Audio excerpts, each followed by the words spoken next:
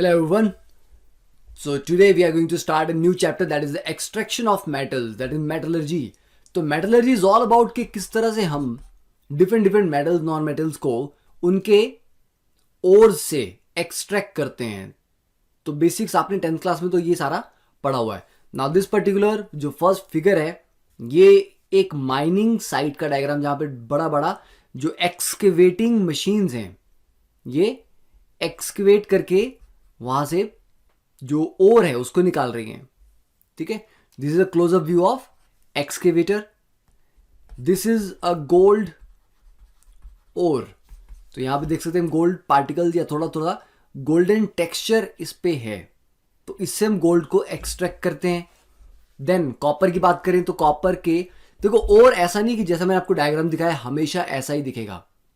एक एलिमेंट को मल्टीपल उसके मिनरल्स होते हैं, ओर एक से ज्यादा भी होते हैं.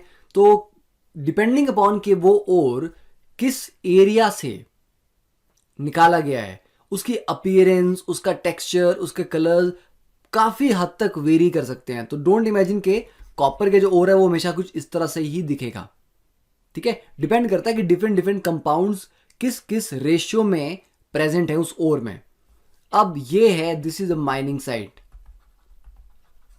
And if you have been following me from the 10th class तो आपको आइडिया होगा कि ये particular mining site that is Bingham Canyon.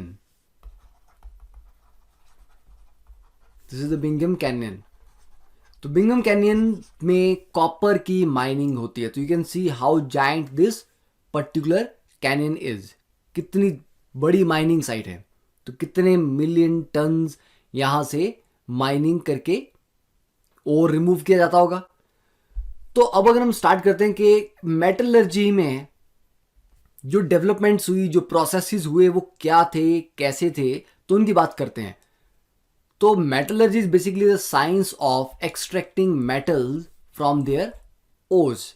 तो 400 BC, तो बिफोर क्राइस्ट, मतलब बहुत पुरानी बात है, man learn to produce copper and bronze by smelting copper and tin ores in fire. Accidentally कि आग में कॉपर और ब्रॉन्ज के जो ओर थे, ठीक है, मतलब कॉपर एंड टिन के जो ओर थे उनसे कॉपर और ब्रॉन्ज एक्सीडेंटली बन गया. कि ओर आग में पड़ा हुआ गर्म हो रहा है, गर्म हो रहा है, गर्म होने से क्या होता है, एयर की प्रेजेंस में जो आप हीट करते हो और साथ में कोई कार्बन जैसा कोई रिड्यूसिंग एजेंट हो तो उसको बोलते हैं स्मेल्टिंग प्रोसेस. तो accidentally man learn to produce copper and bronze. फिर उसको समझ आ गया कि कुछ ऐसा ऐसा करने से होता है. तो इवेंचुअली धीरे धीरे धीरे धीरे ये प्रोसेसेस ज्यादा एक डिफाइन तरीके से होने लगे. उनको समझा गया, नए नए प्रोसेस डेवलप किए गए. तो राइट नाउ जो मॉडर्न मेटलर्जी है उसमें जो नंबर ऑफ प्रोसेसेस हम यूज करते हैं बहुत ज्यादा है and they are very complicated also. तो the processes of metallurgy were developed by trial and error. ऐसा नहीं था कि डायरेक्टली देख के आपको पता लगे कि ये हमें करना है. तो ट्रायल एंड एरर से धीरे धीरे धीरे करके कि किस मेटल को एक्सट्रैक्ट करने के लिए कौन कौन से प्रोसेसेस हैं, कौन सा ज्यादा इकोनॉमिकल पड़ता है, तो ये ट्रायल एंड एरर के थ्रू में समझ आया. And today modern extraction plant involve various complex processes. अब इन प्रोसेसेस की जो सबसे इंपॉर्टेंट बात है that is they have to be chemically feasible. कि जो आप प्रोसेस प्लान कर रहे हो वो केमिकली पॉसिबल भी होना चाहिए और वो कमर्शियली वायबल भी होना चाहिए. मतलब ऐसा नहीं है कि वो बहुत महंगा प्रोसेस हो गया और आप उसको एक इकोनॉमिकल स्केल पे प्रोड्यूस नहीं कर पाए. अगर कोई चीज बहुत ही महंगी होगी प्रोड्यूस करना तो ऑब्वियसली बात है उसको सेल करना बहुत मुश्किल हो जाएगा. ठीक है, अब बात करते हैं next is what are the differences between the mineral and ओर.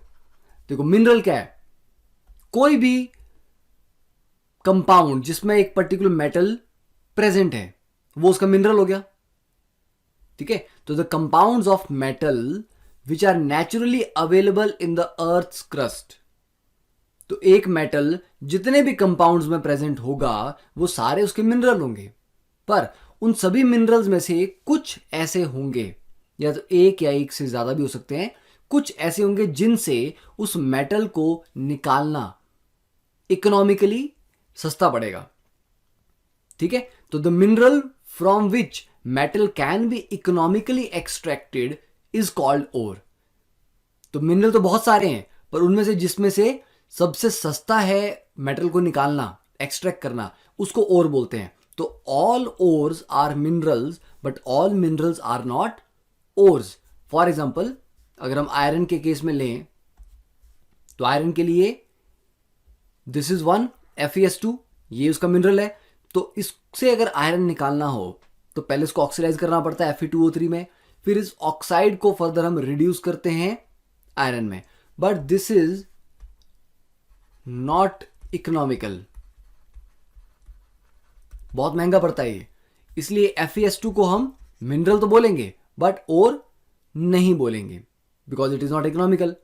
तो आयरन को बेसिकली कहां से निकालते हैं? हेमेटाइट, मैग्नेटाइट, मतलब उसके ऑक्साइड ओर्स जो हैं, ऑक्साइड वाले जो मिनरल्स हैं, उनसे आयरन को एक्सट्रैक्ट किया जाता है, तो वो उसके ओर्स हैं।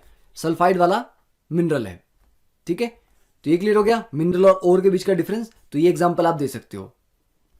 नाउ नेक्स्ट इज के और किस किस टाइप के हो सकते हैं? नेटिव ओर, जैसे कि कोई एलिमेंट है वो इतना कम रिएक्टिव है कि वो अपनी एलिमेंटल फॉर्म में मिलता है, जैसे गोल्ड है, गोल्ड अपना एलिमेंटल फॉर्म में मिलता है, तो इसको बोलते हैं native ore. Gold, silver, copper, platinum, arsenic, bismuth. अब ऐसा नहीं है कि कॉपर कंबाइंड फॉर्म में नहीं मिलता, कॉपर एलिमेंटल फॉर्म में भी मिलता है, कंबाइंड फॉर्म में भी मिलता है। गोल्ड जनरली एलिमेंटल फॉर्म में ही मिलता है। ठीक है, तो जब कोई एलिमेंट अपना एलिमेंटल फॉर्म में मिले, प्योर फॉर्म में मिले, तो नेटिव ओर।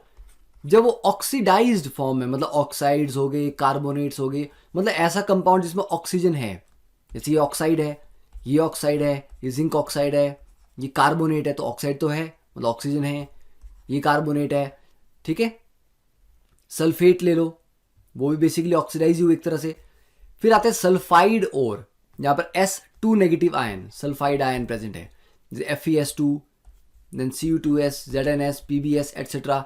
देन हेलाइड, जहां पर हेलोजन्स लगी हैं साथ में, NaCl, KCl, CaF2। तो इस तरह से आप उनको कैटेगराइज कर सकते हो। अब देखो इन कैटेगरीज को थोड़ा और डिटेल में देखें हम, तो ओर एक एलिमेंटल ओर हो गया जो नेटिव ओर था, और एक हो गया कंबाइंड, जहां पर एलिमेंट और डिफरेंट डिफरेंट एलिमेंट्स के साथ मिलके कंपाउंड बना रहा है। अब वो कंबाइंड ओर या तो ऑक्सीडाइज्ड ओर हो सकता है, या सल्फाइड हो सकता है, या हेलाइड हो सकता है। ऑक्सीडाइज में भी फर्दर है, या तो जस्ट ऑक्साइड ही होगा, या होंगे ऑक्सी सॉल्ट। ऑक्सी सॉल्ट्स में क्या क्या आते हैं? Carbonate, phosphate, nitrate, sulphate. मतलब ऑक्सीजन तो होती है, पर ये एसिड बेस के कॉम्बिनेशन से बनते हैं, बेसिकली सॉल्ट हैं। तो ये है आपकी ओर की classification. So now note it down. अब इनके एग्जांपल्स, अब ये जो लिस्ट है ये डायरेक्टली आपको मेमोराइज ही करनी पड़ेगी, जैसे ऑक्साइड ओर्स की लिस्ट। ठीक है, तो ZnOs inside, Fe2O3, haematite, Fe3O4, magnetite, Al2O3.2H2O को बॉक्साइड बोलते हैं, या NCERT में जो फॉर्मूला है AlOX OH 3-2x, that is 0 से 1 के बीच में x लाई करता है। ठीक है, and Cu2O, cuprite, MnO2, pyrolusite, SnO2, टिनस्टोन और कैसिट्राइट, FeCr2O4, क्रोमाइट और Na2B4O7 इंपॉर्टेंट, .10H2O, बोरेक्स और टिंकल। तो ये सारे हो गए oxide ores. Just pause the video है, देन कार्बोनेट ओर्स।